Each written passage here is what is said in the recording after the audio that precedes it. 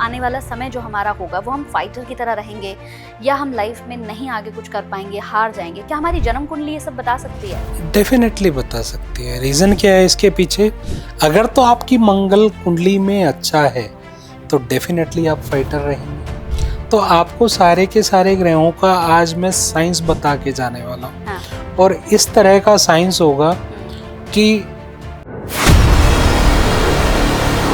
अच्छा सर, जैसे हमने बहुत सारे लोगों को देखा है ये बोलते हुए जिनकी मतलब शादियां हो चुकी हैं लेकिन उसके बावजूद भी उनके मल्टीपल अफेयर्स होते हैं। ये एक फैक्ट नहीं है। नहीं है। आपको मैं बता दूं, जिसका भी शुक्र मजबूत होगा। मिली थी ये किताब, फिर वहां से लाया गया, अलग अलग तरीके की चीजें। तो ये लाल किताब बेसिकली है क्या सर? उसी तरह से लाल किताब भी अपने आप में एक पद्धति है कि मई 2026 के बाद जो है वो अपनी कुर्सी छोड़ देंगे। तो 2026 इंग्लिश कैलेंडर के अनुसार नंबर 1, हिंदू संवत के अनुसार 2083 है। तो क्या कभी प्रधानमंत्री बनते हुए देख पाएंगे उनको हम? नहीं।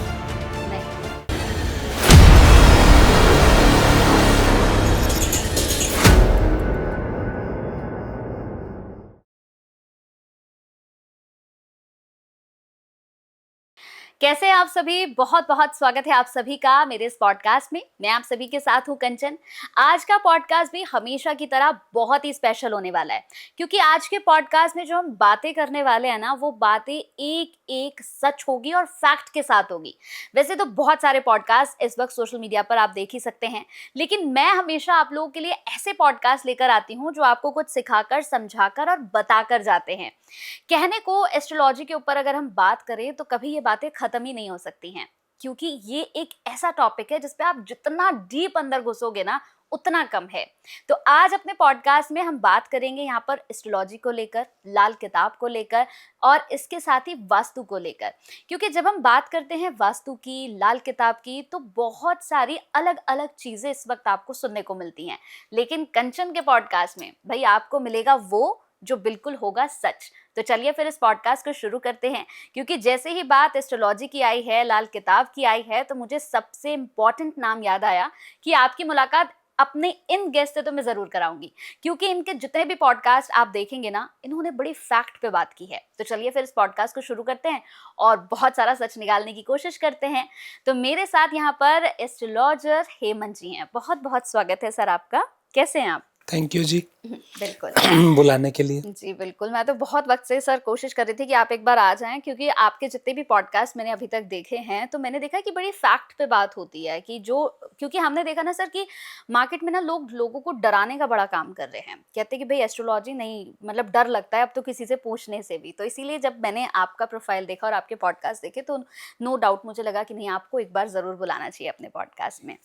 तो आज सबसे पहले सर मैं चाहती हूँ, जैसे लाल किताब पे भी मैं बात करूंगी, लेकिन आज सबसे पहले जो मेरा सवाल है वो ये है, बहुत से लोगों के मन में ये आता है कि भाई क्या हमारी जन्म कुंडली जो होती है उसे देखकर हम ये पता लगा सकते हैं कि हम जो आने वाला समय जो हमारा होगा वो हम फाइटर की तरह रहेंगे या हम लाइफ में नहीं आगे कुछ कर पाएंगे, हार जाएंगे? क्या हमारी जन्म कुंडली ये सब बता सकती है? डेफिनेटली बता सकती है। रीज़न क्या है इसके पीछे? अगर मैं बात करूं, अब आपकी कुंडली में, जैसे आपने बोला मैं फाइटर रहूंगा कि मैं अपने मोरल को डाउन कर दूं। जी। अब आपके अंदर की शरीर की ऊर्जा, जो आपकी ऊर्जा है वो मंगल है। अगर तो आपकी मंगल कुंडली में अच्छा है तो डेफिनेटली आप फाइटर रहेंगे। अच्छा। ठीक है। और उसी के साथ चंद्रमा आपका कमजोर है, मतलब आपका मन बेचैन रहता है, आपको रात को नींद नहीं आती है। आप रिलेट करेंगे, बहुत सारे लोगों को रात को नींद नहीं आती है, मन घबराहट बना रहता है, नगद धन की कमी बनी रहती है और अपनी माता के साथ रिलेशन अच्छे नहीं होते। ओके। तो आप समझ लें कि आपका जो है चंद्रमा खराब है, तो डेफिनेटली आप जो है डाउन स्थिति में और आपका मोरल भी डाउन रहेगा। ओके। जिस भी इंसान का अपनी माता के साथ रिलेशन खराब है, मन में घबराहट है और पढ़ाई में मन नहीं लग रहा है, नगद धन की कमी बनी हुई है, तो समझ जाए चंद्र खराब है। तो आने वाला समय भी जो है चंद्रमा आपके मोरल को डाउन करता जाएगा और जिंदगी में उभरने नहीं देगा। अच्छा। जी हर ग्रह एक दूसरे ग्रह के साथ कनेक्टेड है। जब वो एक दूसरे के साथ कनेक्टेड है तो हर ग्रह काम कर रहा है। ये आप समझ जाए। बिल्कुल। जब वो एक दूसरे के साथ काम कर रहा है तो अब चंद्रमा के साथ बुध, बुध बुद्धि, और बुद्धि के साथ राहु सोच। अब बुध आपका खराब हो रहा है तो बुद्धि खराब हो रही है, अल्टीमेटली आपके माइंड में सोच भी खराब आ रही है, नेगेटिव थिंकिंग आ रही है। ठीक है, यहीं पे बुध आपका अच्छा हो रहा है तो व्यापार भी अच्छा चल रहा है, और व्यापार अच्छा होने के साथ साथ आपकी सोच भी पॉजिटिव थिंकिंग की तरफ जा रही है, और आपका चंद्र अपने आप मजबूत होता जा रहा है। तो कनेक्ट है ना, दिल और दिमाग हमेशा कनेक्टेड रहते हैं ना, तो इसलिए वो कनेक्टेड रहते हैं। और मैं बार बार एक लाइन बोलता हूँ कि एस्ट्रोलॉजी कोई डराने का बिजनेस नहीं है, दैट इज ए फैक्ट। और फैक्ट कैसे, ये एक साइंस है, इसको साइंस की तरह लिया जाना चाहिए। क्यों कहते हैं हम कैसे माने ग्रह हैं? सूर्य को देखते हैं, दिखता है, बिल्कुल। चंद्रमा दिखता है, राइट, पृथ्वी दिखती है, वायु दिखती नहीं है पर महसूस होती है, पानी दिखता है, बिल्कुल। ठीक है। जिन 5 तत्वों से हम बने हैं वो 5 तत्व हमारे आसपास हैं, राइट। तो ये सारे 5 तत्व तो ये आपको नजर आ गए।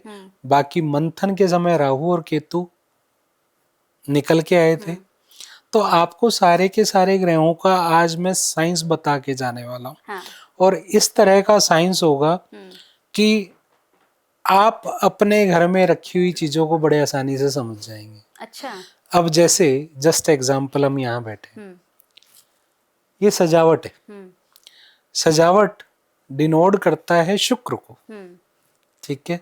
और सजावट में ये टेबल हमने रखा है, ये टेबल है राउंड, ठीक है। राउंड टेबल डिनोट करता है बुध। अच्छा। जो सजावट है, हम बैठे हैं ड्राइंग रूम में, that is a drawing room, right. तो ड्राइंग रूम डिनोट करता है शुक्र। अच्छा। और ये वाला टेबल राउंड है और लकड़ी का है, तो शनि और बुध। यहाँ बैठ करके जो इंसान, जो भी आपके यहाँ मेहमान आएंगे पॉजिटिव ऑरा के साथ आएंगे, और आपने ये हरे पौधे भी लगा रखे हैं, तो ये बुध। तो यहाँ पे बंदे का जो बुद्धि भी काम करेगी और साथ में सजावट में, तो ये लग्जरी लाने का बहुत अच्छा साधन है। अच्छा। जो यहाँ पर ये सेटअप बना हुआ है, यहाँ के सेटअप के हिसाब से मैं बता रहा हूँ। अच्छा, राइट। जैसे आपके पीछे आपने बुक्स रखी हुई हैं, हाँ। बुक्स ऑलरेडी बुध, ठीक है। अब यही फटी होती या अनमैनेजमेंट रखी होती तो ये मुझे बताता कि आपकी कुंडली में कहीं ना कहीं बुध खराब है। अच्छा जी। तो आप ये देखिए कि आपके पास जो चीज रखी है किस डायरेक्शन में रखी है, कैसे? अभी डायरेक्शन मैंने नहीं देखी है, ठीक है।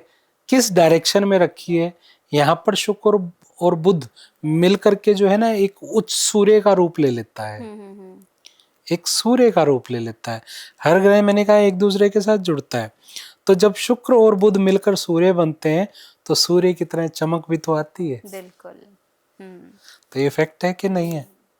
मतलब एक टेबल का भी आपने बताया कि ये राउंड है, तो ये किसे प्रेजेंट कर रहा है? जी, हर एक चीज का मतलब अपना एक देखिए, लकड़ी शनि, हाँ, राउंड बुध, गोलाई बुध, ठीक है। शनि बुध और सजावट शुक्र, राइट। तो यहाँ पर जितनी भी चीज रखी है बुध शनि और शुक्र से रखी है। जिस भी इंसान की कुंडली में शुक्र शनि बुध की कंजक्शन इकट्ठा हो, वो इंसान का ग्रस्त बहुत अच्छा होता है, वो इंसान जिंदगी में तरक्की बहुत जल्दी करता है, वो इंसान के पास लग्जरी की कमी नहीं आती है। अच्छा, बहुत बढ़िया सर। सर, पूर्व जन्मों की अगर मैं यहाँ पर एक आपसे बात करूं कि हमारे पूर्व जन्मों में हम कौन सा कर्म अपने साथ लेकर आए हैं, क्या इसके बारे में हम अपनी प्रेजेंट लाइफ में जान सकते हैं? देखो, जब आपका जन्म होता है, जो ग्रह जहां पर आके रुके, जिस भाव में आके रुके, जिस भी कंडीशन में आके रुके, क्योंकि हर भाव में हर ग्रह अच्छा और बुरा दोनों रिजल्ट देता है। अच्छा और बुरा वो अपनी उम्र में आकर के या अपनी दशा में, प्रतंत्र दशा में आके बता देगा कि वो अच्छा है या बुरा है। ये तो आम इंसान के लिए हो गया। पर एक ज्योतिष और एक एस्ट्रोलॉजर के पास ये कला होती है कि उस ग्रह की लो को लगा करके वो ये बता देगा ये ग्रह आपका अच्छा है या नहीं है। जस्ट एग्जाम्पल, आपकी कुंडली में आपके पिताजी के हालात 4 साल के बाद खराब होने शुरू हो गए। आपका जन्म हुआ, आपके जन्म के बाद आपके पिताजी के 4 साल के बाद हालात खराब होने शुरू हो गए। 8 साल के बाद और ज्यादा खराब हुए और 16वें साल में पिताजी चले गए आपकी उम्र के, या दादाजी चले गए आपकी उम्र के 16वें साल। तो आपकी कुंडली में जुपिटर खराब है। अच्छा। कितना भी अच्छा क्यों ना बैठा हो, कुंडली में अच्छा दिख रहा है। जुपिटर को देखने के लिए एक लो मैं आपको बता रहा हूं, आपकी कुंडली में जुपिटर किसी भी भाव में बैठा हो, आपके हाउस के दूसरे भाव में, 5वें भाव में, 9वें भाव में, 11वें भाव में, 12वें भाव में, अगर गुरु के दुश्मन है, गुरु के दुश्मन है शुक्र, बुध और राहु, अच्छा, ये बैठे हैं, तो आपकी कुंडली में जुपिटर जितनी मर्जी अच्छी पोजीशन में बैठा हो, चाहे लगन में बैठा हो, चाहे 4th हाउस में बैठा हो, जो इसके पक्के घर है, मतलब जहां पर उचके कहलाता है, ठीक है, तो वहां पर जुपिटर आपका खराब है। अच्छा। और आपकी कुंडली में शनि पहले और जुपिटर बाद में है, तो भी आपकी कुंडली में जुपिटर खराब है। यहीं पर गुरु पहले हो, शनि बाद में हो, और 2, 5, 9, 11, 12 में गुरु के दुश्मन ग्रह ना बैठे हो, जो मैंने बताए शुक्र, बुध और राहु, ये ना बैठे हो, तो जुपिटर आपकी कुंडली में अच्छा है। ये आपकी जिंदगी में आपको मान सम्मान, ज्ञान और आपके पिताजी को तरक्की देगा ही देगा। अच्छा जी, मतलब हर एक ग्रह का अपने आप में एक बहुत बड़ा रोल है सर। हर एक का रोल है, हर एक का रोल है। ठीक है। हाँ, अच्छा सर, जैसे हमने बहुत सारे लोगों को देखा है ये बोलते हुए जिनकी मतलब शादियां हो चुकी हैं, लेकिन उसके बावजूद भी उनके मल्टीपल अफेयर्स होते हैं। जी, तो मैंने उनके मुंह से एक बात ये हमेशा सुनी है, जैसे अगर हम कई ऐसे नोन में भी हैं, तो जैसे उनसे बात होती है तो कहते हैं अरे हमारा शुक्र बहुत मजबूत है। तो मतलब क्या ऐसा होता है कि शुक्र बहुत मजबूत है तो आपके मल्टीपल अफेयर्स कराता है या फिर आपके रिलेशंस करवाता है? और ये एक फैक्ट नहीं है। नहीं है। आपको मैं बता दूं, जिसका भी शुक्र मजबूत होगा वो कभी भी मल्टीपल अफेयर में जाएगा नहीं। अच्छा। ठीक है, शुक्र अच्छा होगा वो मल्टीपल अफेयर में जाएगा नहीं।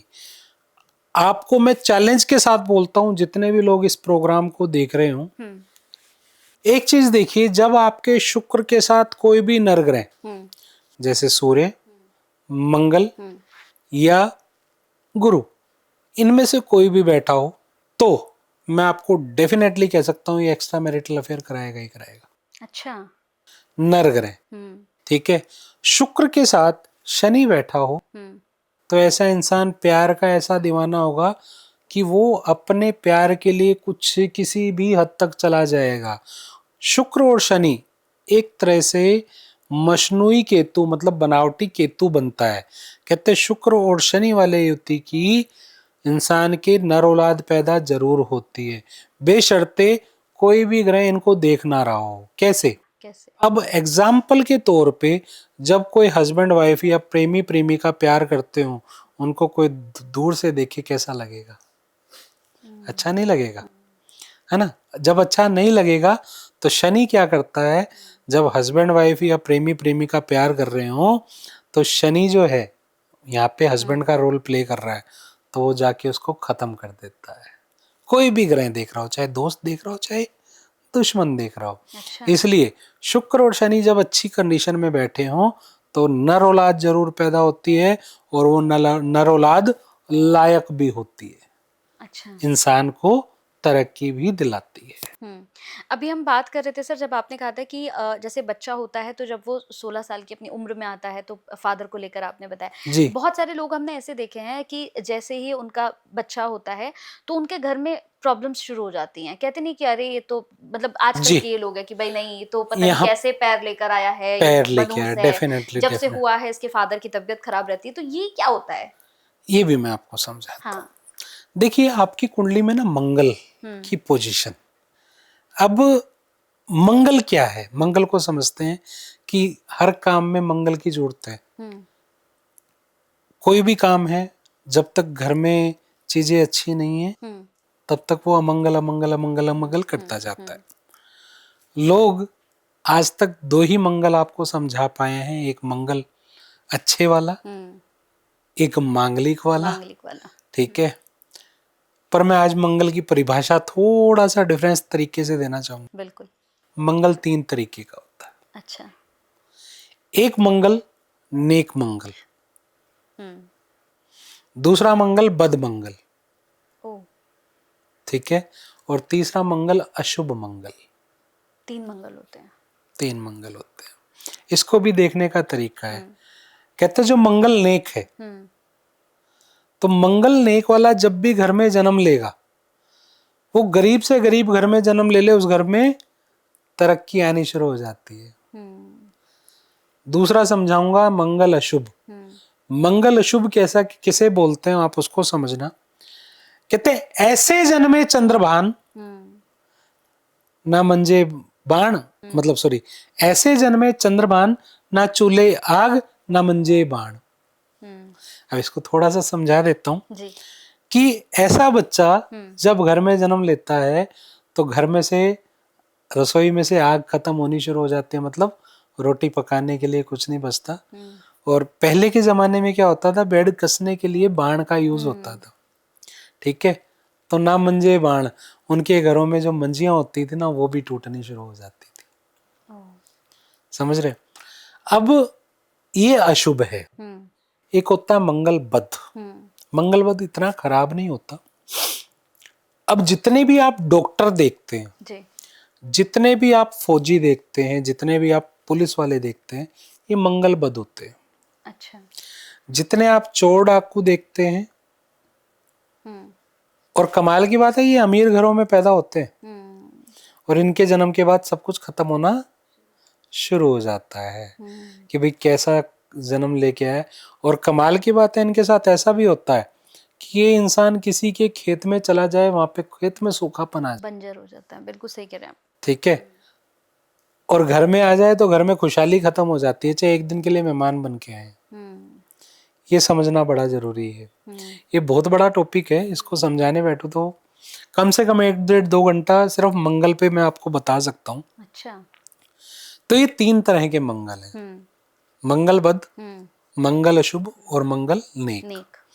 और कहते हैं मंगल नेक भी जब एक बार बुराई के रास्ते पे शुरू हो जाए तो फिर बुराई करने वाले ग्रह को सारी अपनी अच्छाई देके खुद बुराई पे लग जाता है। अच्छा। ठीक है, तो इसलिए मंगल को संभाल के रखना जरूरी है। हमारे शरीर का पूरा ब्लड मंगल है, हमारे खून के रिश्तेदार मंगल हैं, हमारे जो भाई हैं वो मंगल हैं, दोस्त हैं वो मंगल हैं। अच्छा।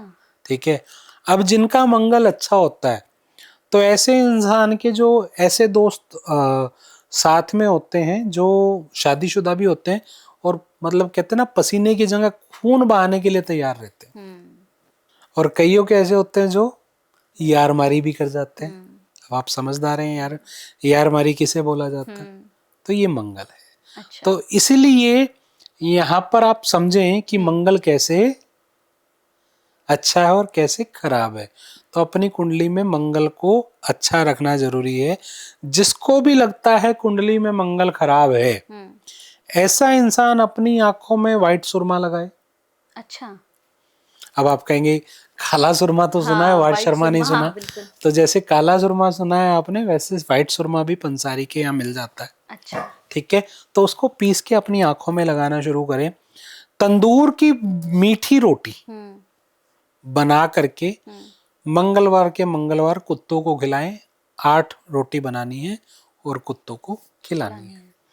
इससे क्या होगा कि मंगल जो बुरा असर वाला है अच्छा असर देना शुरू करेगा। जिसको भी ऐसा लगता है कि मेरा मंगल खराब है, ये मैं आप लोगों को आम भाषा में समझा रहा हूँ, लेमन भाषा में समझा रहा हूँ कि कोई भी ग्रह खराब है ना, किसी एस्ट्रोलॉजर के पास जाने की जरूरत नहीं है। एस्ट्रोलॉजर के पास तो तब आओ जब आपके रास्ते आपको समझ में नहीं आ रहे क्या करना चाहिए। ठीक है, मतलब आजकल तो आपको पता है मेरे वाली भाग्य और मेरे वाला भाग्य, इसके अलावा कोई क्वेश्चन नहीं आ रहा है ना। तो इन चीजों से हटके जिंदगी में और बहुत कुछ है। बिल्कुल। एस्ट्रोलॉजी एक प्रॉपर साइंस है और उसको जब हम तरीके से यूज करते हैं तो ये आपका साथ देती है। कहते हैं ना, असंभव को भी संभव कर दे ज्योतिष, वही जो आपकी मुश्किल हल कर दे। तो यहाँ पर ये चीज समझने की बड़ी जरूरत है कि हमें एस्ट्रोलॉजी का फायदा लेना कब है। अच्छा सर, एक और चीज़ है, जैसे हम देखते हैं कि अब सोशल मीडिया का ज़माना है और सोशल मीडिया इस वक्त बूम पर है। लोग क्या करते हैं, पूरे दिन लोगों के पास मोबाइल फ़ोन एक ऐसी चीज़ है ना कि लोग ऐसे स्क्रॉल ही करते रहते हैं कि ठीक है क्या चल रहा है क्या चल रहा है। तो इस वक्त लोग जो है एक चीज़ से बड़ा घबराए हुए हैं कि जैसे ही शनि का नाम आता है तो उनको बड़ा डर लग जाता है कि भाई शनि की 7.5, शनि की ढैया। जैसे मेरे पर भी एक समय पर शनि की 7.5 थी। तो लोगों के मन में है कि क्या शनि की जो 7.5 है वो सिर्फ तबाह बर्बाद करती है या फिर हमें राजा भी बना सकते हैं? शनि महाराज राजा भी बना सकते हैं? बिल्कुल। अच्छा। बिल्कुल बना सकते हैं। और जो लोग शनि का नाम आते ही डरते हैं ना, वो सही डरते हैं। अच्छा। क्यों डरते हैं? क्योंकि एक टाइम था कि जब इंसान अपने कर्मों को अच्छा रखता था। आज के समय लोग अपने कर्मों को अच्छा रखते हैं क्या? लूट खसोट, इसको लूट लूं, इसको काट लूं, इसको यहाँ से निकाल लूं, नहीं रखते। तो शनि से डरना जायज है। जायज है। क्योंकि शनि जो है कर्म फल दाता है। ठीक है, जैसे आप कर्म करते हो, उन्होंने तो भगवान शिव को नहीं बख्शा, तो हमारी तो औकात ही कुछ नहीं है। क्या है? तो यहाँ पर कर्मों का बहुत ज्यादा वाला महत्व है। जब हम कर्मों को समझेंगे तो बहुत बड़ा इसके ऊपर भी टॉपिक है। समझने वाली बात ये, कर्म क्या? हम अपने पुरखों के जीवन में जाते हैं। हम रसोई में बैठ के खाना खाते थे, हमारा राहु अच्छा रहता है। रसोई में बैठ करके खाना, राहु को अच्छा रखना। अच्छा जी, सोच अच्छी होना। हमारा सोच जो है वो बाहर जंगलों में था, बाद में घर के एंट्रेंस पे आ गया, साइड में आ गया, अब कहाँ है? कमरों के अंदर। तो राहु को हमने घुसा लिया अंदर। अब पूरी तरह से हमारे घर पे किसका राज हो गया? राहु का। अब अभी एक बात आप कह रही थी कि भाई मोबाइल क्या है? राहु। बहुत सारे लोग टॉयलेट में मोबाइल लेके चले जाते हैं, फ्रेश खुल के नहीं हो पाते, क्योंकि सोच तो सारी मोबाइल में चली गई। तो हमारा पेट का हिस्सा खराब होना शुरू हो गया। जब हमारे पेट का हिस्सा खराब होना शुरू हो गया तो क्या हुआ? मंगल साथ में खराब होने लग गया।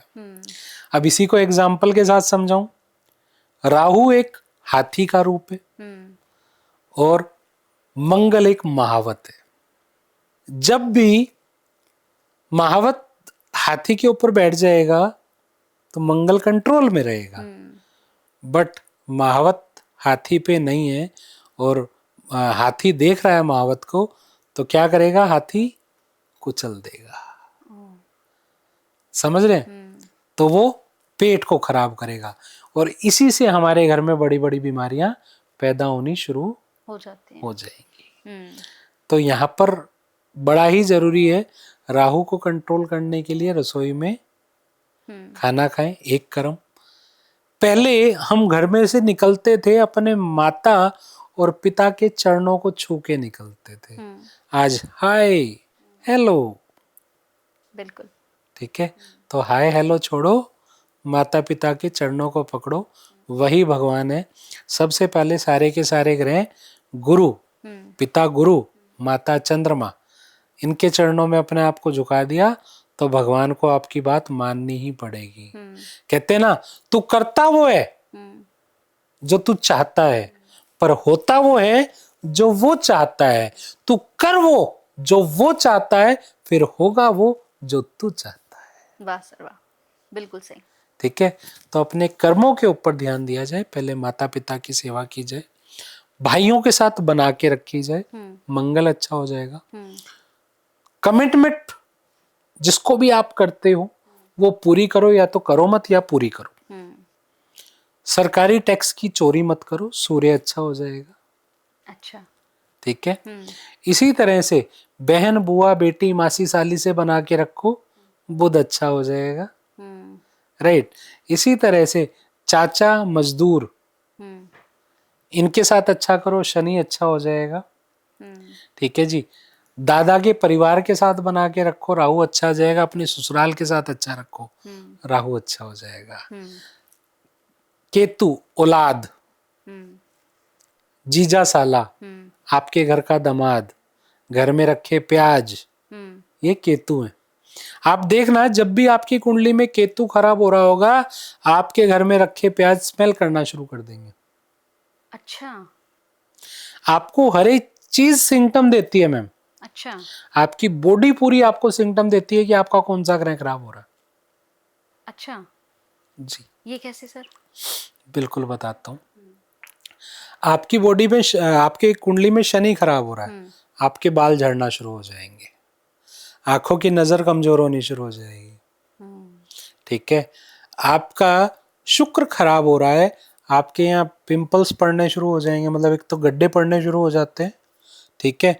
उसके बाद मुंह खराब होना शुरू हो जाएगा, पूरी बॉडी के ऊपर स्किन जो भी है वो सारी शुक्र है, वो खराब होनी शुरू हो जाएगी। मंगल खराब होगा, आपके होठ बता देंगे, ओके, ठीक है। आपके बोलने का तरीका थोड़ा टेढ़ा होना शुरू हो जाएगा, आपके होठ नीचे की तरफ लटकने शुरू हो जाएंगे, नीचे वाले, ठीक है। बुध खराब हो रहा होगा तो सूंघने की शक्ति खत्म होने लगेगी,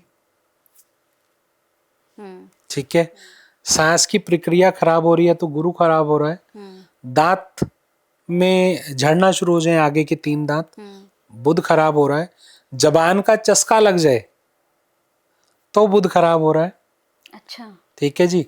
थोड़ी में प्रॉब्लम आने लगी, राहु खराब हो रहा है, ये वाला हिस्सा ब्लॉक होना शुरू हो गया। बहुत सारे लोग देखना ऐसे सुन हो जाते हैं और उनकी बॉडी में ना चीटियां चीटियां टाइप से काटने शुरू हो जाती हैं, समझ जाओ राहु खराब हो रहा है। अच्छा, और जब ये हो रहा होगा तो साथ साथ देखिएगा आपके घर में कहीं ना कहीं गंदा पानी भी जमा हो रहा होगा, ठीक है। तो आपकी पूरी बॉडी, ये बाजू काम करना बंद कर दें, मंगल खराब हो रहा है, ठीक है जी। नाखून जड़ना शुरू हो जाए, शनि खराब हो रहे हैं, ठीक है। शनि खराब हो रहा है पैरों के चाहे हाथों के, राइट। तो आपको बार बार चोट लग रही है, शनि खराब हो रहे हैं। हड्डी के अंदर प्रॉब्लम आ रही है, शनि खराब हो रहा है। मांसपेशियां खराब हो रही हैं, बुध खराब हो रहा है, ठीक है। आपकी नसों के अंदर ब्लॉकेज आनी शुरू हो जाए, बुध खराब हो रहा है, क्योंकि हमारी जितनी भी नसें हैं, वेन्स हैं, वो बुध है, राइट। और हमारा पेट खराब हो रहा है तो मंगल खराब हो रहा है, कब्ज बन रही है, मंगल खराब हो रहा है, अच्छा, राइट। तो हमारे शरीर के प्राइवेट पार्ट में कोई प्रॉब्लम आने शुरू हो जाए तो केतु खराब हो रहा है। अच्छा, मतलब हमारी पूरी बॉडी भी जो है वो दे देती है आपको, संकेत दे देती है संकेत कि ये दे आपके देती है, ग्रह जो बिल्कुल है ये खराब हो रहे हैं और बिल्कुल। आपको उपाय करने चाहिए, ठीक है। अच्छा सर, एक और चीज़ है, जैसे बहुत सारे लोगों को ये भी देखा हमने, लोग कहते हैं कि भाई जैसे ये तो मेरे भाग्य में ही नहीं है, आपने भी देखा होगा, कहते हैं कि नहीं ये तो जो परमात्मा ने लिख दिया वो मुझे मिलेगा, जो नहीं लिखा वो नहीं मिलेगा, तो मैं कर्म भी क्यों करूं। वो बिल्कुल छोड़ देता है सारी चीज़ों को कि जो लिखा होगा वो मिलेगा, अब मुझे कुछ नहीं करना है। तो क्या ये सच होता है कि जो लिखा है सिर्फ वही मिलेगा, हमें कुछ नहीं करना? कहते नहीं कि मैं तो ज्योतिष के पास गया, उन्होंने कहा ये जो है तुम्हें मिलना ही मिलना है, तुम्हारी सरकारी नौकरी लगेगी लगेगी। अब वो कह रहा है मैंने तो मेहनत ही छोड़ दी क्योंकि मेरे को तो बोल दिया कि मेरे को मिलेगी मिलेगी। खुद ही को कर बुलंद इतना कि खुदा भी तुमसे पूछे, बोल बच्चे तेरी रजा क्या है। अब मैं आपको यहाँ पर एक चीज कहना चाहूंगा, बिना कर्म के कुछ नहीं मिलता है, राजयोग भी कर्म से ही मिलेगा। जब तक आप कर्म नहीं करोगे, ज्योतिष के सहारे बैठे रह जाओगे। मैं बहुत सारे ज्योतिष को देखता हूँ, एक पूरा एक पन्ना भर के दे देते हैं, सुबह ये उपाय करना है, शाम को ये करना है, सोमवार को ये करना है, मंगलवार को ये करना है, बुधवार को ये करना है। मैं उन लोगों को पता है क्या कहता हूँ, आप इतने उपाय करोगे, काम कब करोगे? काम कब करोगे? जब काम नहीं करोगे, कर्म नहीं करोगे, तो आप खाली उपाय से क्या जिंदगी हो जाएगा? नहीं चलेगी। तो आपको अपने कर्म के साथ आपको अपनी चीजों को ठीक करना है। डेफिनेटली आपके रास्ते खुलने शुरू होते हैं। ये आपकी गाइड है, नोटे जादू। एस्ट्रोलॉजी आपकी वो गाइड है कि आपको शॉर्टकट तरीके से कैसे आगे ले जाना है, या आपके जीवन में जो रुकावटें आ रही हैं, जैसे हम रोड मैप चला के चलते हैं तो रास्ते में रेड मैप दिखता है ना कि यहाँ पे भैया जाम है, तो यहाँ से निकल जा, तेरा वो जाम निकल जाएगा, तो वहां से जल्दी पहुंच जाएगा, पर रास्ता कवर हो जाएगा। ये काम आपका एस्ट्रोलॉजी कर सकती है, पर कर्म तो आपको करने पड़ेंगे। जो सिर्फ भाग्य के भरोसे बैठे हैं ना, वो जिंदगी में बता दो कितने हैं, चाहे वो कितना बड़ा इंसान क्यों ना हो। मुकेश भाई अंबानी को भी ना रोज मेहनत करनी पड़ती है, बिल्कुल, चाहे उनके पास किसी चीज की कमी नहीं है, तो मेहनत से ही मिलता है। शादी के टाइम पे हमने बहुत से ऐसे लोगों को देखा है कि शादी के टाइम पे उनकी कुंडली मिलान हुआ, माता पिता ने कुंडली मिलाई तो गुण भी मिल गए, अच्छे से शादी भी हो गई। अब उनका ये सवाल है कि गुण मिलाकर शादी की हमने, सारी चीज़ें अच्छी थी शादी के वक्त पर, लेकिन अचानक से चीज़ें बदल गई। अब उनका सवाल है कि भाई अब तो गुण भी मिलान किए थे, कुंडली भी दोनों की देखी गई थी, लेकिन फिर भी दोनों की नहीं बन रही है। लोगों का सवाल होता है कि जो है ना, अगर हम इसे जोड़ते हैं कि भाई राम सीता जी की जब विवाह हुआ था तो उनके भी गुण पूरे मिले थे, उनके जीवन में 36 के 36 मिले थे, तो उनके जीवन में भी कितनी कठिनाइयां आई हैं। तो क्या ये गुण मिलान है इम्पोर्टेंट कि नहीं है? देखो, इंटरनेशनल कॉन्फ्रेंस जो एस्ट्रोलॉजर की है, उसमें भी क्लियर चीजों में बता दिया गया है कि गुण मिलान से कभी भी शादी नहीं करानी चाहिए। ओके।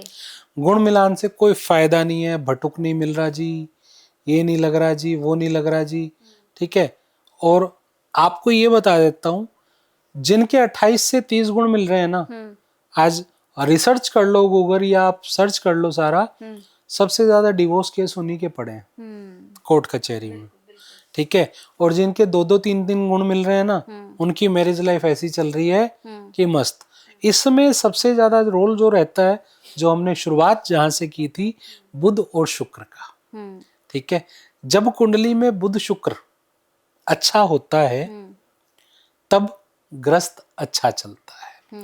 अब इसको भी थोड़ा सा एग्जाम्पल के साथ समझाता हूँ। पत्थर की चक्की का एक एग्जाम्पल लेते हैं। अच्छा। नीचे का पत्थर शुक्र, ठीक है, और जो ऊपर का पत्थर है वो बुध, क्योंकि घूम रहा है। हाँ, घूमना बुध है, ठीक है। और उसके अंदर जो किल्ली है, लोहे की किल्ली, वो शनि। जब इन तीनों की मदद हो जाए और ऊपर से मंगल की दृष्टि हो जाए, नेक मंगल की, ठीक है, तो ग्रस्त की चक्की बढ़िया चलती है। और ये एक अलग चीज है कि सास से बनेगी, ननद से बनेगी, नहीं बनेगी, जब ये मिल जाएगी ना, तो लड़का अपनी फैमिली को और लड़की अपनी फैमिली को सेटल करके उस ग्रस्त को अच्छा कर लेगी, ठीक है। सबसे अच्छा मिलान क्या होना चाहिए, आप ये देखो कि भाई दोनों अच्छे से रह लेंगे, लड़का कमाई अच्छी कर सकता है, लड़की अच्छी कमाई कर सकती है, दोनों के अंदर कंपैटिबिलिटी है, ये वंश को आगे बढ़ा लेंगे, ये माँ बाप की सेवा करने वाले होंगे। आपके मतलब लड़की का बाप भी यही देखेगा ना कि भाई आपकी बेटी को खुश रखेगा कि नहीं रखेगा, यही देखता है। मैं उस चीज को बिल्कुल नहीं मानता कि अगर आप ये देखें सामने वाले के, सामने वाला करोड़पति होगा तभी शादी करेंगे, या अच्छे पैसे वाला या अच्छे सरकारी वाला होगा तभी शादी करेंगे। हो सकता है इंसान की कुंडली में योग हो कि जैसे ही उसकी शादी होगी उसके बाद लड़का तरक्की करेगा, ठीक है। अगर आपकी लड़की की जिंदगी में सुख है ना, तो आप गरीब से गरीब घर में भी लड़की को भेज दो, अच्छा, पर प्यार हो, हाँ, ठीक है। शर्त क्या है, पर प्यार हो, तो वहां पर वो लड़की उस परिवार को अपने आप तरक्की पे ले जाएगी। आप करोड़पति घर में भेज दो और उनके अंदर प्यार नहीं है तो क्या होगा, सब कुछ होते हुए भी जीरो हो जाएगा, ठीक है। अगर आपकी लड़की ने सुख भोगना है तो डेफिनेटली सिर्फ कॉम्बिनेशन वही देखना चाहिए, गुण मिला करके शादी नहीं करनी चाहिए। कुछ लोगों के साथ ये भी है सर कि उनके अफेयर्स तो होते हैं, जैसे नोन में भी है मेरे, कि अगर वो अफेयर में है, रिलेशनशिप में है, तो वो बहुत अच्छा चल रहा है उनका, लेकिन जैसे ही वो अफेयर शादी की तरफ मुड़ता है या फिर उन्हें कहीं और शादी करनी होती है तो वो शादी नहीं हो पा रही है, रिश्ते नहीं आ पा रहे हैं, रिश्ता होकर टूट जा रहा है, ये कई बार होता है, बट अफेयर्स बहुत अच्छे चलते हैं। तो मतलब इसका क्या मतलब है कि शादी का, देखो उसमें योग हो जाता है, हाँ, योग बनाए जा सकते हैं, अच्छा, उसके लिए कर्म करने पड़ते हैं, ठीक है, ठीक है। अब क्या होता है, कई फैमिली बड़ी अड़िक होती है कि ये इंटरकास्ट है, हम नहीं करेंगे, आज के समय पर वो चीज नहीं है, पर फिर भी है। मैं भी बहुत सारे केसेस देखता हूँ कि मैं उससे प्यार करती हूँ और मैं उससे प्यार करता हूँ, बट फैमिली नहीं मान रही है। तो यहाँ पर उपाय काम करते हैं। अच्छा, यहाँ पर उपाय करते हैं और हर कुंडली के अनुसार यहाँ पर अलग उपाय से हम उनका कॉम्बिनेशन बनाकर, और देखो कहीं ना कहीं काउंसलिंग भी बीच में काम करती है, नो डाउट वो भी करती है। जब काउंसलिंग करा के उस परिवार को जोड़ा जा सकता है और जोड़ करके कोई फर्क नहीं पड़ता है, ठीक है, कोई फर्क नहीं पड़ता है, शादी हो जाती है। यहाँ उपाय काम करते हैं, यहाँ आपको एक ज्योतिषाचार्य की जरूरत पड़ेगी ही पड़ेगी। ठीक है, अब मैं सर एक और टॉपिक है जिस पे बात करना चाहती हूँ। अब हमने एस्ट्रोलॉजी पे बात कर ली, लाल किताब पे मैं चाहती हूँ, क्योंकि भाई जैसी लाल किताब की बात आती है तो आपका जिक्र, अभी मैं अगर लाल किताब सिर्फ गूगल पे भी डालूंगी तो मुझे आपके पॉडकास्ट सबसे ऊपर मिलेंगे जी। तो मैं सबसे पहले ये जानना चाहती हूँ सर कि लाल किताब पे मैंने पॉडकास्ट किए, मेरे को ना मतलब कुछ चीजें बिल्कुल क्लियर नहीं हुई हैं। कहते हैं ना कि एकदम पानी की तरह आर पार दिखे, मुझे कुछ चीजें, कुछ डाउट्स हैं, मैं आपसे क्लियर करना चाहती हूँ। जी। सबसे पहले तो मैं ये जानना चाहूंगी सर, ये लाल किताब है क्या? क्योंकि बहुत से लोग कहते हैं कि भाई इसे कहीं और से मिली थी ये किताब, फिर वहां से लाया गया, अलग अलग तरीके की चीजें हैं। तो ये लाल किताब बेसिकली है क्या सर? जी, मैं आपको इसको आज बड़ी ही ब्रीफ में और बहुत अच्छे से समझा देता हूँ। आपने बहुत सारी ज्योतिष पद्धति का नाम सुना होगा, लाइक पराशरी, हाँ, भृगुनंदी नाड़ी, है ना, केपी।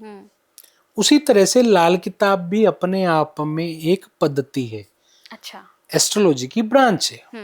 ठीक है, mother is already Parashari, Parashari is a mother, मैं उसको ये नहीं कहूंगा। अब हुआ क्या कि बहुत सारी ज्योतिष में अब क्या होता है, हर चीज अपग्रेड होती है ना, टाइम टू टाइम। एक टाइम था वो गोल घुमाने वाला आता था, नंबर मिलाते थे, है ना, फिर बटन दबाने वाला आया, और फिर मोबाइल आए तो वो भी बटन वाले आए, आजकल टच आ गए, आने वाले समय में घड़ी वाले भी आ जाएंगे, आ भी गए हैं और बिल्कुल वो भी है। तो उसी तरह से अपग्रेड है। लाल किताब सारी ज्योतिष का एक अपग्रेडर वर्जन है। अपग्रेड वर्जन में इसको बोलें तो इसको सामुद्रिक विद्या कहा गया है। ठीक है, ठीक है, जैसे पराशरी में हमारे पास एक ही चीज है कि हम कुंडली देख सकते हैं, भृगुनंदी नाड़ी में भी कुंडली देख सकते हैं, राइट, इन सब में हम कुंडली देख सकते हैं। परंतु लाल किताब में आप क्या कर सकते हैं? सबसे पहले आप कुंडली तो देख ही सकते हैं, उसके अंदर लाल किताब के अंदर हस्तरेखा का बहुत बड़ा महत्व है। अच्छा, वो क्यों है? जैसे हम कुंडली में देखते हैं कंजक्शन, कि शनि राहु या शनि केतु या मंगल शुक्र कंजक्शन है। अब ये कंजक्शन आपने कुंडली में तो देख लिए, वैदिक वाले क्या करेंगे, पूरा वो डिग्री चेक करेंगे, सब चेक करेंगे, उसके बाद जाकर के उसको पता लगेगा कि ये कंजक्शन है या नहीं है। बट आपका हाथ ना ऐसा प्रिंट है, वो आपका वो लाइफ प्रिंट है कि आपकी कुंडली के अंदर आपके ग्रह हैं, कंजक्शन में नहीं है, आपका हाथ बता देगा। अच्छा, मतलब हमारी रेखाएं बता देंगी ना? हमारी रेखाएं बता देंगी। तो सामुद्रिक विद्या हो गई, कुंडली हो गई। उसके अंदर, इसके अंदर मकान कुंडली के नाम से जिसे हम वास्तु बोलते हैं, वास्तु है प्रॉपर तरीके से। बाकी वास्तु में 16 दिशाएं 32 दिशाएं देखी जाती हैं, लाल किताब में सिर्फ 9 दिशाएं देखी जाती हैं। अच्छा, north west south east, north east, south east, north west, और मतलब टोटल, और एक सेंटर, राइट। 9 दिशाएं देखी जाती हैं। 9 दिशाओं के अंदर आपकी कौन सा सामान जहां पड़ा है उसी से आपकी कुंडली बन जाएगी। अच्छा, यस, आपके ग्रह का वही सामान वहीं मिलेगा जहां आपकी कुंडली में चेक कर सकते हैं।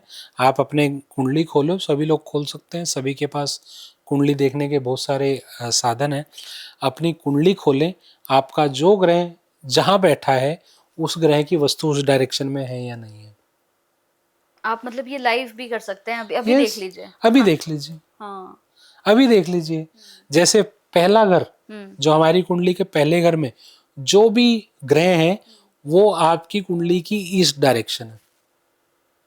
अच्छा, दूसरा घर है वो कुंडली का नॉर्थ वेस्ट डायरेक्शन है, तीसरा घर है वो साउथ डायरेक्शन है, चौथा घर नॉर्थ ईस्ट डायरेक्शन है, पांचवा घर अगेन ईस्ट डायरेक्शन है पर बाहर की साइड का, ठीक है। छठा घर आपकी कुंडली का नॉर्थ डायरेक्शन है, सातवां घर आपकी कुंडली का साउथ वेस्ट डायरेक्शन है, आठवां घर आपकी कुंडली का साउथ डायरेक्शन है बट बाहर की साइड का, नौवां घर आपकी कुंडली का सेंटर है, 10वां घर आपकी कुंडली की वेस्ट की दिशा है अंदर की साइड की, 11वां घर भी वेस्ट की दिशा है पर बाहर की साइड की, अच्छा, और 12वां घर जो है आपकी कुंडली की साउथ ईस्ट डायरेक्शन है, ठीक है।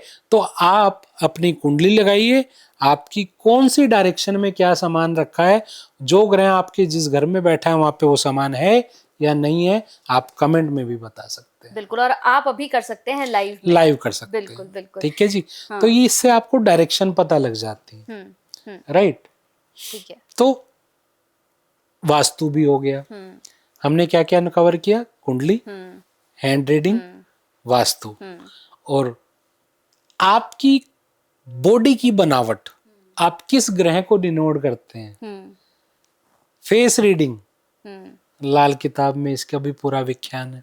अच्छा, 4 चीजें हो गई। 5वीं चीज आप गूगल कीजिएगा, गूगल पे एक साइंटिस्ट रिसर्च कर रहा है माइंड के ऊपर। अच्छा, उसने क्या किया, 100 नंस को अपने सामने बिठाया, 100 नंस को अपने सामने बिठाने के बाद उसने क्या किया कि हर एक नंस को अलग अलग चीज विजुलाइज कराई।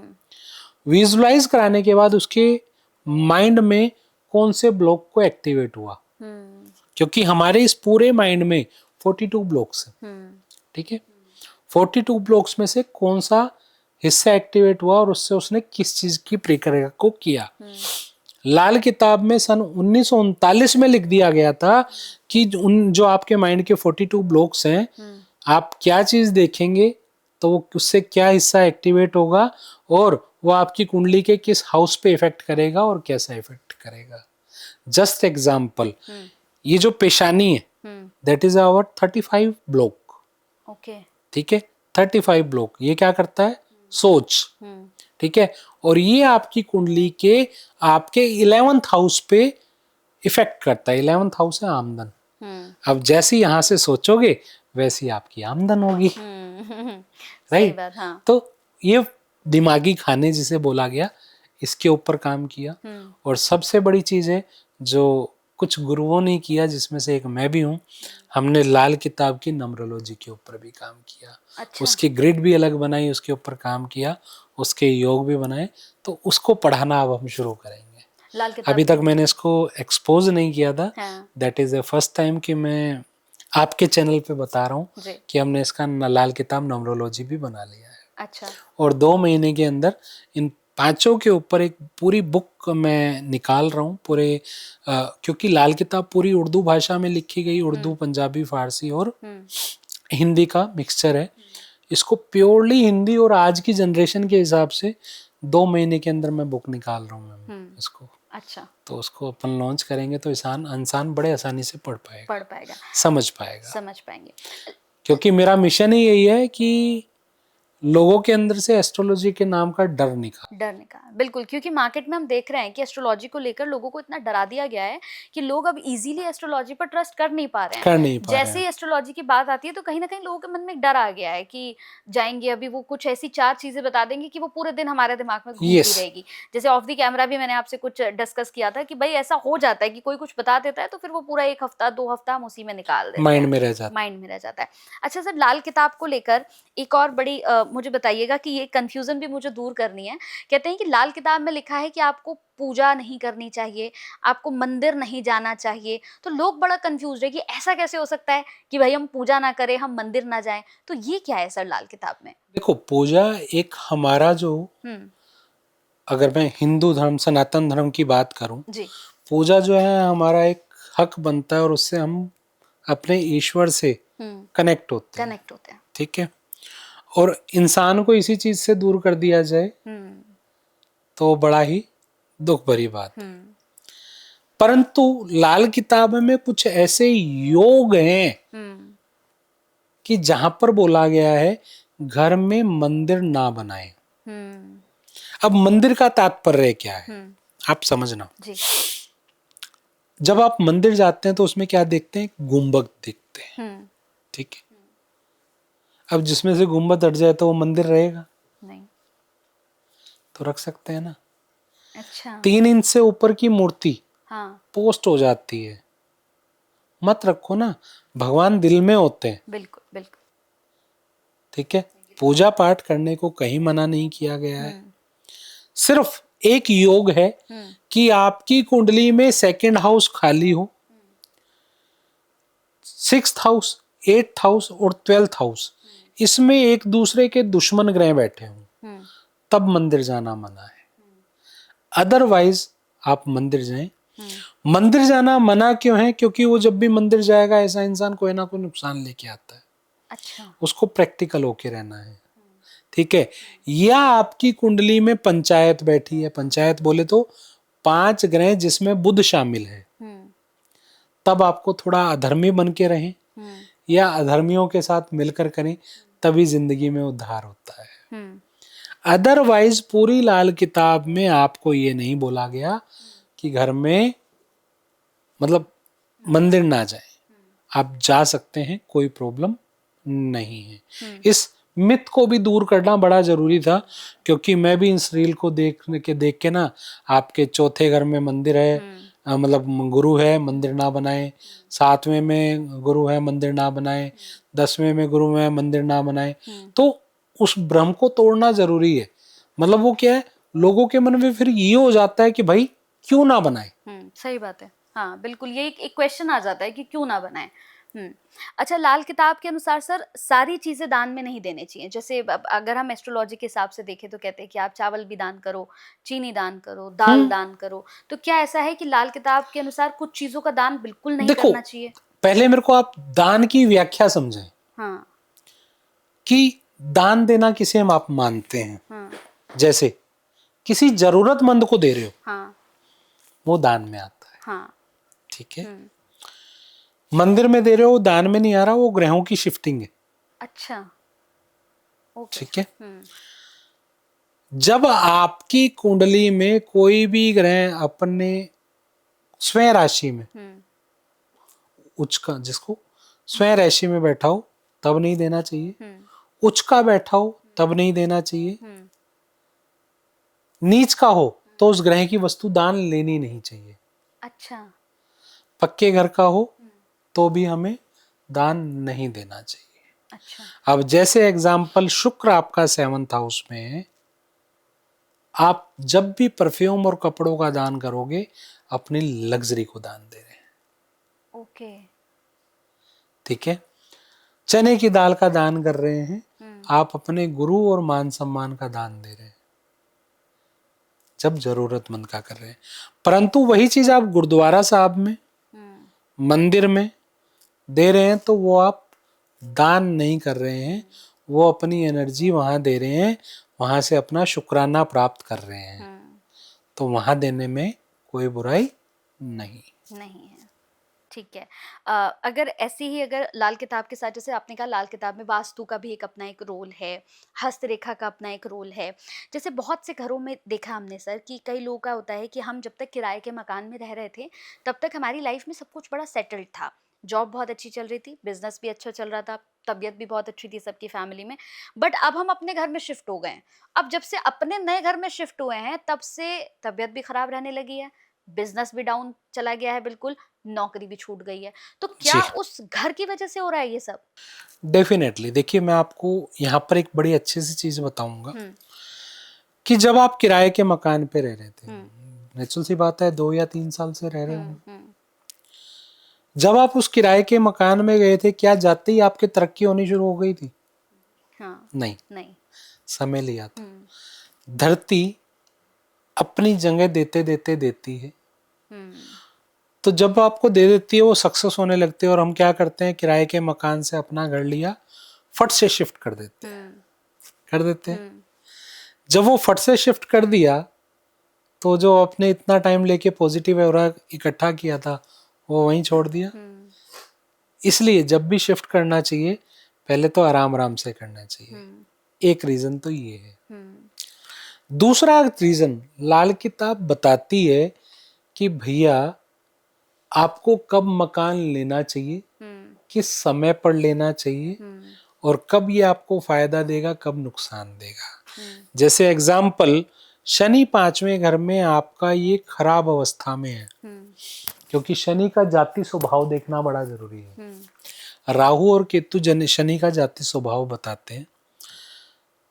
अगर शनि खराब है और आपने 48 साल से पहले मकान ले लिया, तो ये आपकी औलाद तक को भी उड़ा देता है। ठीक है। शनि 10वें घर में है, तब भी 48 साल से पहले ना ले। शनि 11वें घर में है, 55 साल से पहले ना ले, और 55 साल से पहले लें तो ऊपर का मकान लें, मतलब जमीन से जुड़ा हुआ मकान ना ले, फ्लैट ले सकते हैं, और कुछ ना कुछ उसमें अधूरा जरूर छोड़े। अच्छा। ठीक है। शनि 8वें वाला कभी भी अपने नाम से मकान ना ले। अच्छा। मतलब आपको लाल किताब पूरी व्याख्या के साथ बताता है कि आपको मकान कब लेना है, कब आपको शिफ्ट करना है, कब इससे फायदा ले सकते हैं। तो मकान की जाने की बड़ी वैल्यू है। इसलिए बोला जाता है कि जब आप मकान में चले जाते हैं, वो किस तरह से आपको लॉस दिए जा रहा है। और कहते हैं ना, कोई भी वास्तु का इफेक्ट 7 दिन के अंदर, 7 महीने के अंदर दिखना शुरू हो जाता है, और 7 साल तक तो खत्म, उड़ा देता है। अच्छा, ठीक है। ठीक है, ये रूल है। अच्छा, 7 दिन, 7 महीने और 7 साल। ठीक है, ठीक है सर। अच्छा सर, जैसे वास्तु की हम बात कर रहे हैं, बहुत से लोगों के घर में देखा है कि कुछ लोगों के यहाँ पे जो तुलसी जी का पौधा होता है, तुलसी जी का जो मंचन होता है, कुछ लोग छत पे साइड में लगा देते हैं, कुछ लोग घर के बिल्कुल बीचों बीच लगाते हैं, कुछ लोग अपने घर के बाहर लगा देते हैं। तो तुलसी मंचन की सही जगह क्या है और कैसे हमें उसे रखना चाहिए? मैं आपको बता देता हूँ। हाँ। पहले के जमाने में आप देखें तो मकान पूरा बना होता था, और घर के आंगन के बीच में, घर के बीच में ही तुलसी जी का जो है स्थान दिया जाता था, और उस पे जो है ना सिर्फ और सिर्फ पूजा होती थी, या जल दिया जाता था। वैसे जल ही दिया जाता था। ठीक है। पर आज के टाइम क्या है, तुलसी माता को फैशन बना दिया गया। अब सबसे पहले तुलसी जी को कहीं भी लाके रख दिया जाता है। सबसे पहले तुलसी मैया जो डिनोट करती हैं, वो करती हैं बुध को। ठीक है। अब रही सही कसर क्या करते हैं, तुलसी मैया है तो झंडा तो लगाना पड़ेगा। झंडा डिनोट करता है केतु को, हमने क्या कर दिया, बुध और केतु को इकट्ठा कर दिया। ठीक है। अब साथ में लाल रंग की चुनरी भी डाल देते हैं। तो हमने क्या करते हैं, बुध केतु और मंगल तीनों को इकट्ठा कर दिया। तो ये एक तरह से मंगल बध का रूप ले लेता है। ठीक है। जिस भी घर में तुलसी के ऊपर झंडा, चुन्नी चढ़ी होगी, मैं गारंटी के साथ कह सकता हूँ उसमें लाइलाज बीमारी ना हो, जैसे ब्रेन ट्यूमर, कैंसर ना हो, गारंटी के साथ कह सकता हूँ। तो घर में तुलसी मैया रखनी है, रखिए। सबसे पहले उसको वेस्ट की डायरेक्शन में रखें। ठीक है। वेस्ट की डायरेक्शन में रख सकते हैं तो ईस्ट की डायरेक्शन में रखें, जो सबसे अच्छी जगह है। और कोशिश करें कि घर की तुलसी मैया पे सिर्फ जल देवें, ना उस पे चुन्नी चढ़ावें, ना उस पे झंडा लगाएं, क्योंकि घर की तुलसी पर सिर्फ जल दिया जाता है। बाकी आप मंदिर में दें, कोई दिक्कत नहीं है, क्योंकि मंदिर का ऑरा इतना पॉजिटिव होता है कि अच्छे से अच्छी चीज को भी, मतलब बुरी से बुरी चीज को भी अच्छा कर देता है। तो यहाँ पर ये जब हम कर लेते हैं तो बहुत गलत करते हैं। जैसे बहुत से लोगों को हमने देखा है कि वो जो है बिल्कुल तुलसी जी का जो पौधा होता है वहीं पर वो अगरबत्ती जला देते हैं, दीपक जला देते हैं। जलाएं तो नीचे रखें। अब मैं आपके मुंह के सामने दिया करूं तो कैसा लगेगा मैम? बिल्कुल सही बात है।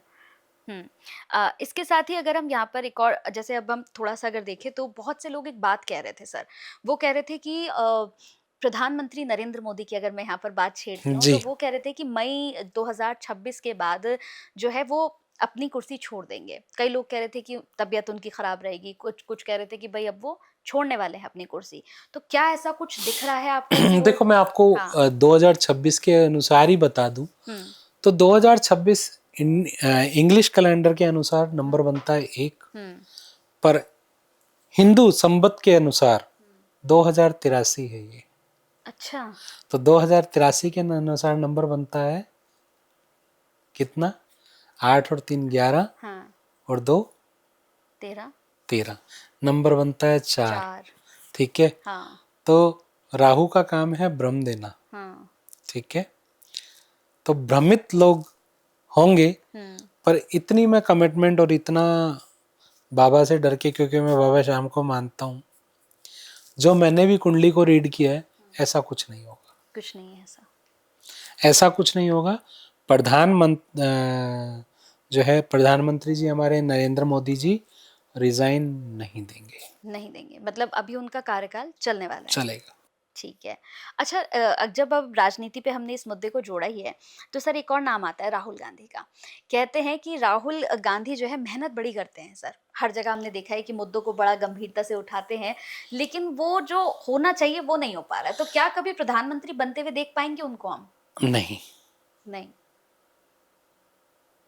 बिल्कुल नहीं देख पाएंगे। हम्म, क्योंकि देखिए, अगर मैं बात करूं उनका कुंडली के अनुसार, उनकी कुंडली मैंने देखी तो नहीं है ज्यादा, पर जितनी भी देखी है, उनकी कुंडली में प्रधानमंत्री के योग है ही नहीं। है ही नहीं।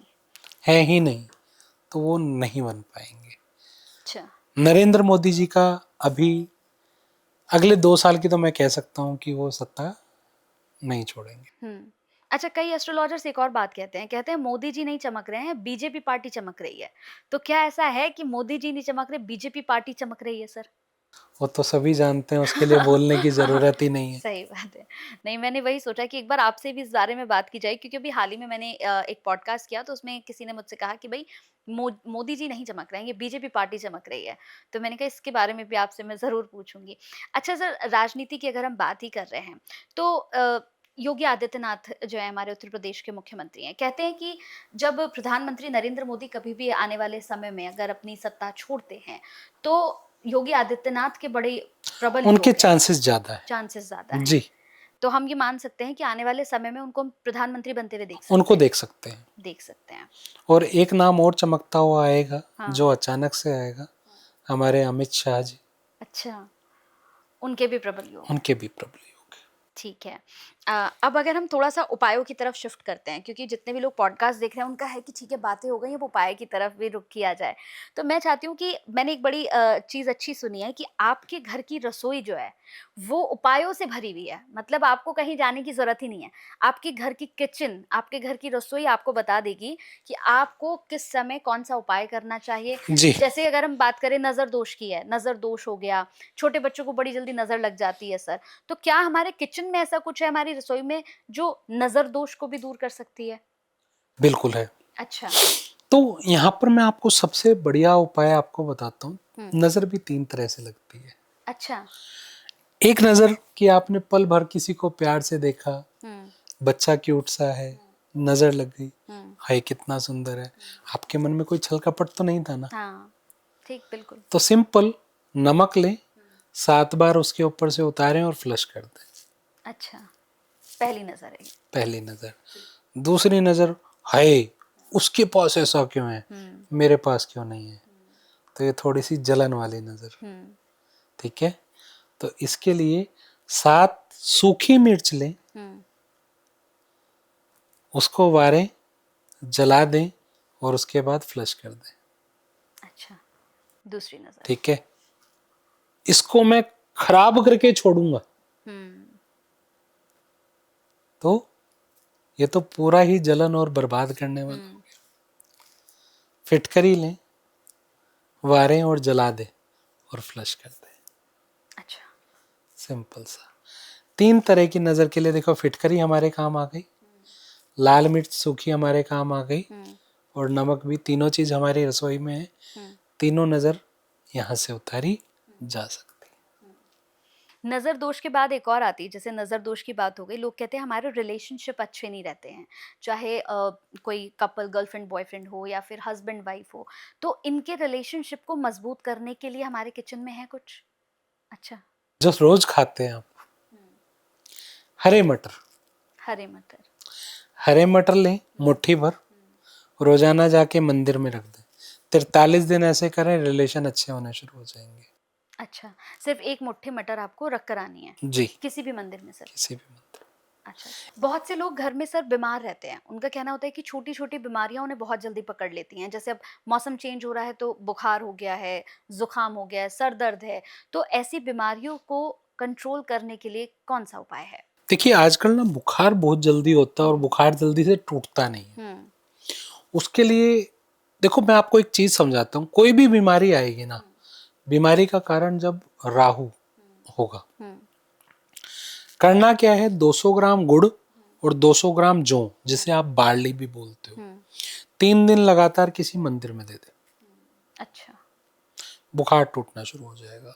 और कोई भी आप उपाय कर रहे हैं, आजमा करके कमेंट में जरूर बताइएगा कि ये आपको रिजल्ट दे रहे हैं या नहीं दे रहे हैं। क्योंकि मैं कोई भी अलूल जलूल और जिसके पीछे साइंटिफिक लॉजिक ना हो, मैं कोई उपाय नहीं देता हूँ। नहीं देते हैं।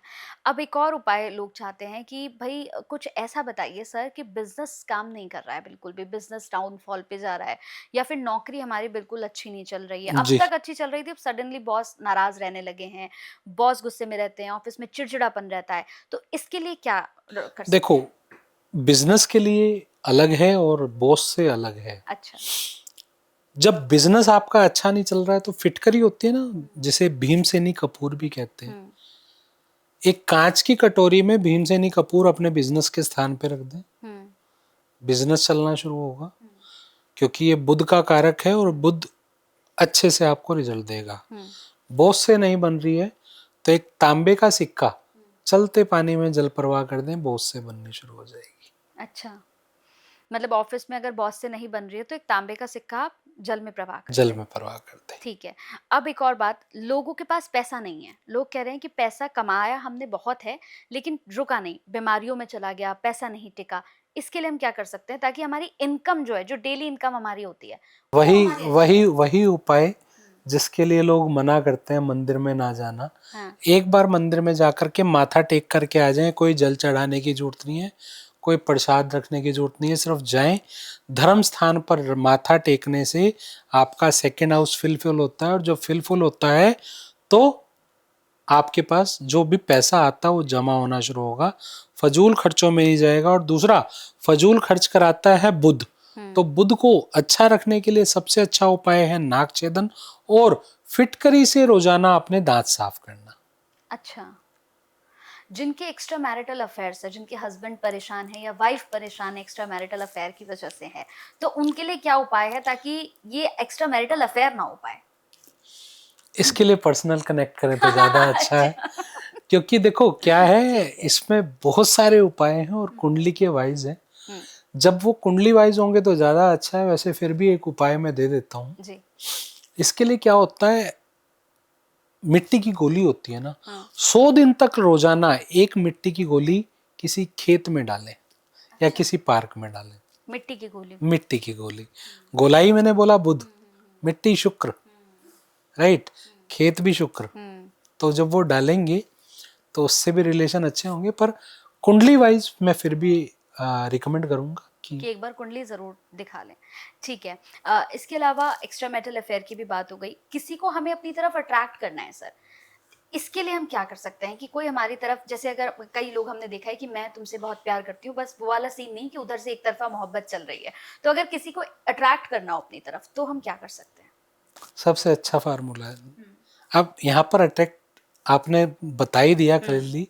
ठीक है, दो तरह से अट्रैक्शन होती है कि एक तो बिजनेस में अट्रैक्ट करना है, एक आपने जो है लव में अट्रैक्ट करना है। तो जो आपकी नोज की टिप्स है, ठीक है, इस टिप्स के ऊपर चंदन का इत्र लगाना शुरू कर दो। अच्छा। अब आप कहोगे ये क्यों? जो ये नोज की टिप्स है ये डिनोट करती है बुध को, ठीक है, और जो इत्र है खुशबू शुक्र और तरलता शनि, तीनों का कॉम्बिनेशन बना दिया, तो इससे क्या है, रिलेशन आपकी तरफ अट्रैक्ट होगा। ये लव पर गलत यूज अट्रैक्शन ना हो तो ही काम करेगा। और बिजनेस अट्रैक्ट के लिए सर? उसके लिए सबसे अच्छा है कि आप केसर का तिलक अपने माथे, जबान और नाभि पे लगाएं। और सबसे ज्यादा पैसा देता है आज के टाइम शनि राहु केतु। तो अपने घर की सबसे पहले 3 रोटी बनाएं, एक गाय की, एक कुत्ते की और एक कौवे की। आपको मैं बता रहा हूं, ये जब आप अपने घर में इसका नियम बना लेते हैं तो कोई भी ऐसी चीज नहीं है जो आपके घर में आने से रुक जाए। ये कॉम्बिनेशन बनना चाहिए। ठीक है, एक लास्ट क्वेश्चन और है मेरा सर। जैसे बहुत सारे लोगों के साथ एक बड़ी प्रॉब्लम आती है कि बिजनेस भी बहुत अच्छा चल रहा है, जॉब भी बहुत अच्छी चल रही है, लेकिन इसके बावजूद भी एंजाइटी की प्रॉब्लम रहती है कि कुछ ना कुछ सोचते रहते हैं, माइंड में कुछ ना कुछ चलता ही रहता है। जैसे मैं अगर पर्सनली कहूँ तो मेरी मदर के साथ भी एक प्रॉब्लम है कि एंजाइटी इश्यूज बहुत ज़्यादा रहते हैं। तो एंजाइटी इश्यूज को कंट्रोल करने के लिए क्या कोई उपाय होता है हमारे पास? है एक चांदी की ठोस गोली इस तरह की,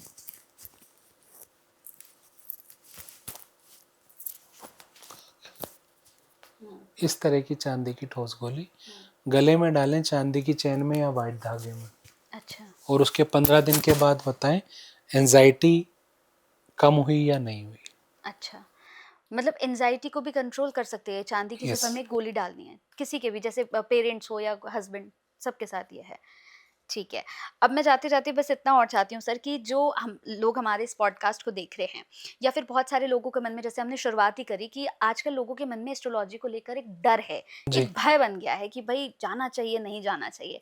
तो मैं एक आपकी तरफ से बहुत अच्छा सा मैसेज चाहती हूँ ताकि ये डर लोगों के मन से निकल सके। देखिए, हर छोटी समस्या के लिए आपको एस्ट्रोलॉजर के पास नहीं जाना चाहिए।